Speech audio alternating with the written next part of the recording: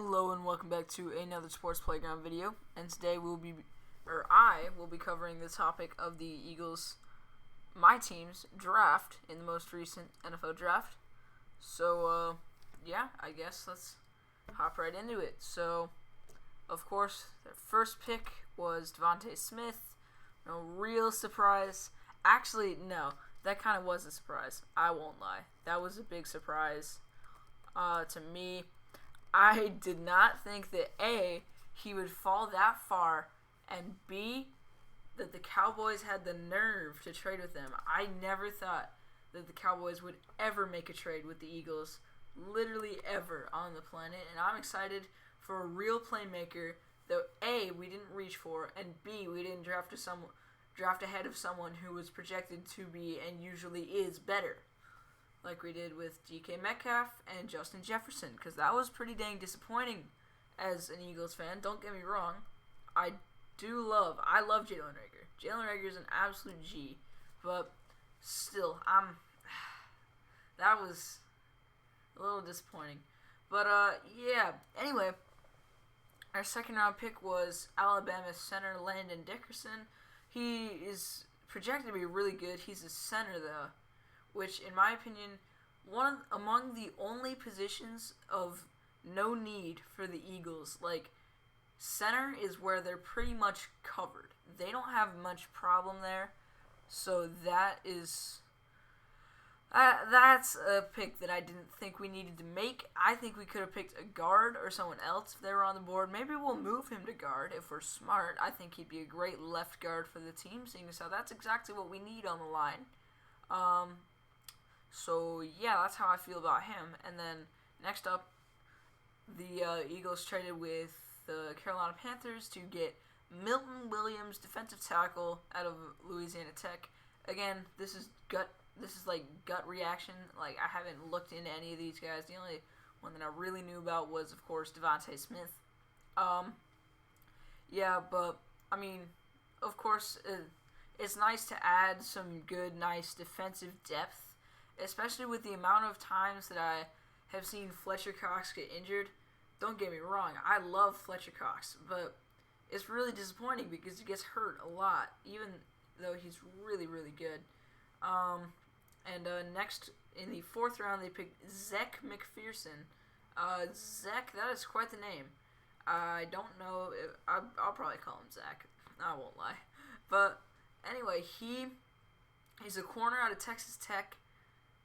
And I'm not really sure how I feel about that, but he's a fourth-round pick. The last fourth-round pick corner that I remember the Eagles making worked out pretty well.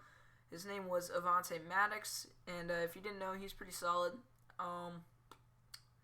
Yeah, Zech McPherson, I don't even have much commentary on him because I've never heard of him, and seeing as though he's out of Texas Tech, who is not known to be the greatest defensive team on the planet, that is not the most exciting pick. But again, this is another position that the Eagles could use some depth at. They usually struggle with getting depth at places like corner, and by the end of the season, they have a practice squad player out there. And yep.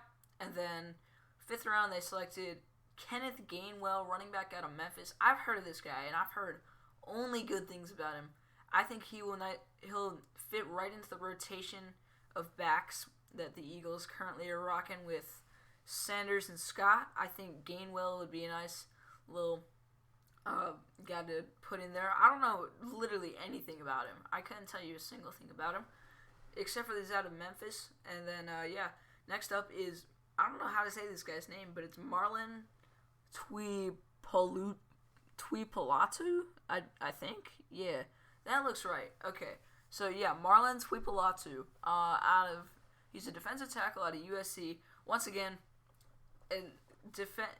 defensively, depth is what they need. Yeah, and then another 6th-round pick, Teron Jackson, defensive end. Same story, defensive depth. That's always good. Round 6, we picked Jacoby Stevens. We do need another safety to kind of fill in that free safety slot that is now pretty much open, because we don't really have Malcolm Jenkins anymore, and he was a huge piece and a great leader. Shout out Malcolm Jenkins. I love that guy. Yeah, so we picked up Jacoby Stevens in the 6th round, safety out of LSU. So yeah, we'll see how that works out. Maybe he'll win in training camp, maybe he won't. And then 7th round, they picked Patrick Johnson, outside linebacker from Tulane, and that about sums it up. They do really need a linebacker as well, and I'm slightly disappointed that they did not pick a linebacker earlier. I really feel like rather than picking someone like Milton Williams or Landon Dickerson or Zach McPherson or Kenneth Gainwell, somewhere in there, I feel like we definitely could have picked a linebacker somewhere in the 3rd round. That's just how I feel, because they never seem to make picks on linebackers, and they've missed out on a lot of talent at that position. And yeah, that honestly is all I had to talk about for them. At least they didn't make another quarterback pick, which is great, seeing as how last year was an absolute nightmare after picking Jalen Hurts, which, yeah, do I even need to talk about why that was bad? No, I guess not. Anyway, guys, I'll see you next time. Thank you so much for watching. Like and subscribe.